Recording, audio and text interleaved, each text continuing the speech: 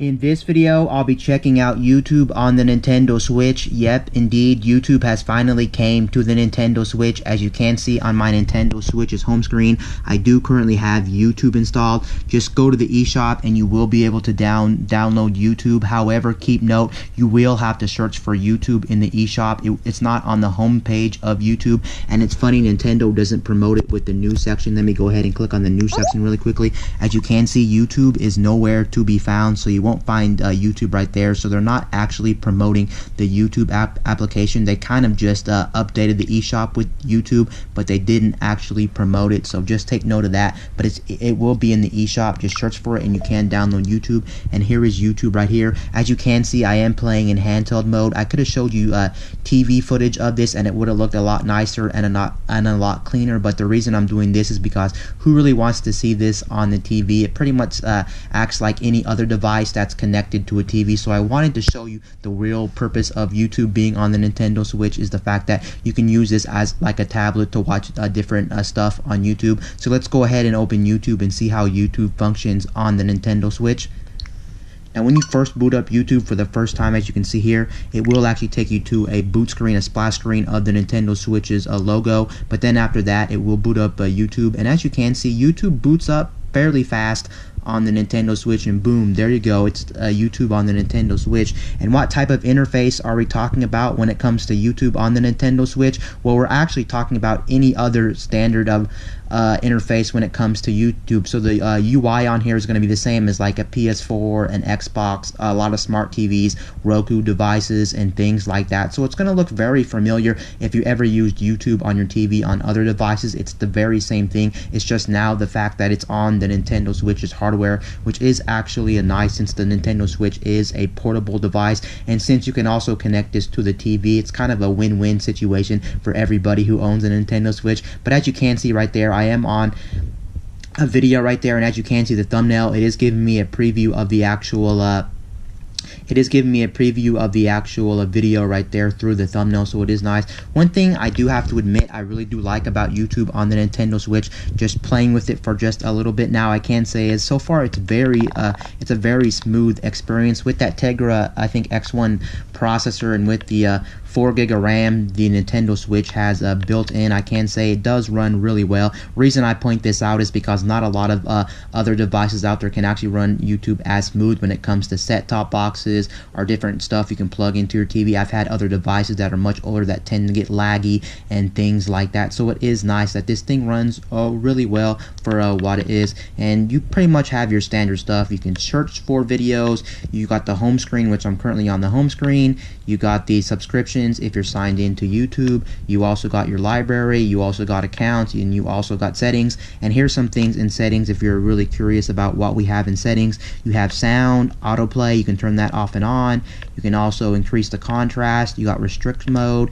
You got link with TV code, which is kind of silly because this is a Nintendo Switch after all, and you can't plug this into a TV with the dock. But I guess if you're using this as like a portable device and you just want to fling it up to your TV, I guess you can do that if you're in handheld mode. And then you got linked devices, language, location, clear watch history, clear search history. Pretty much everything here is the same as you've seen on any other device running YouTube when it comes to set-top boxes and things. So it is the set-top box version of YouTube. You're not actually getting a mobile version of YouTube. You're getting the one that every other TV/game system does use. Let's go ahead and actually demo a video here really quickly. Let's just go to one of my own videos. And as you can notice, you can use the Joy-Cons for controlling this thing, or you can use your fingers if you want to use your fingers. It looks like you cannot scroll left and right with the UI. The UI is not allowing me to scroll left and right. However, I can click on different things on the side, which is nice. So you can see I am tapping around, and you can use the keyboard here. When you use the keyboard, of course, you can use your hand, or you can use the buttons on the Joy-Con. So I'm just going to go ahead and actually search for my channel, My Tech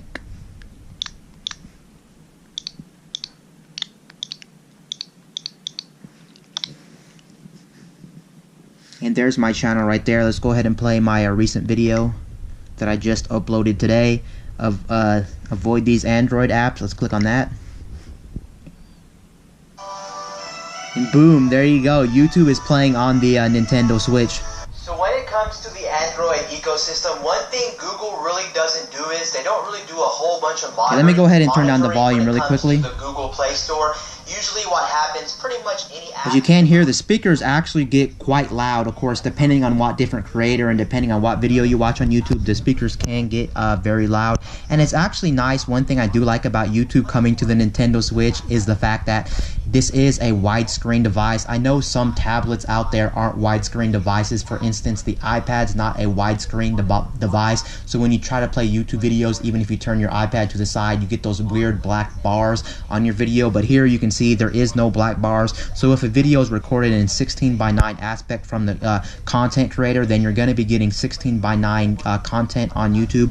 And then you can pause the video, of course, and then pretty much do everything you can do on other versions of this YouTube player. Let's go ahead and check out the quality of it, and let's see what quality you can pull from this, because again, the Nintendo Switch only supports 720p in handheld mode. That's the resolution of the screen. Let's see what other options. It looks like there is actually an option for 1080p video, which I find that kind of odd considering this is only a 720p device, but you can go down to 720, 480, 360, 240, 140, so you pretty much got everything here. I'm assuming the only thing you don't have here would be 4K, but let's go to a creator that does normally do 4K.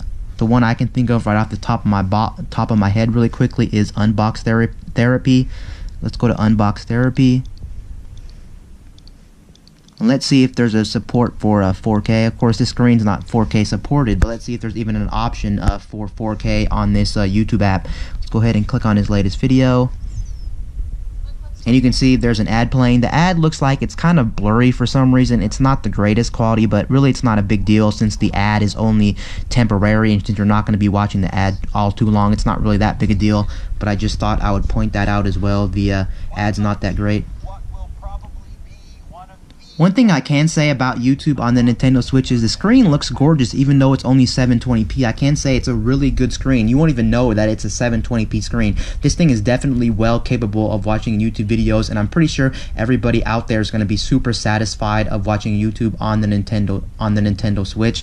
Let's go ahead and now go to quality. And yes, it looks like the highest quality you can do on the YouTube application on the Nintendo Switch is going to be 1080p quality. You can't do anything else above 1080p, whether the content creator supports 1080p or above 1080p or not. You can't do above 1080p. I still find it really funny that it supports 1080p when this screen is only a 720p screen in the first place. So you would think 1080p wouldn't even be an option, but it is an option.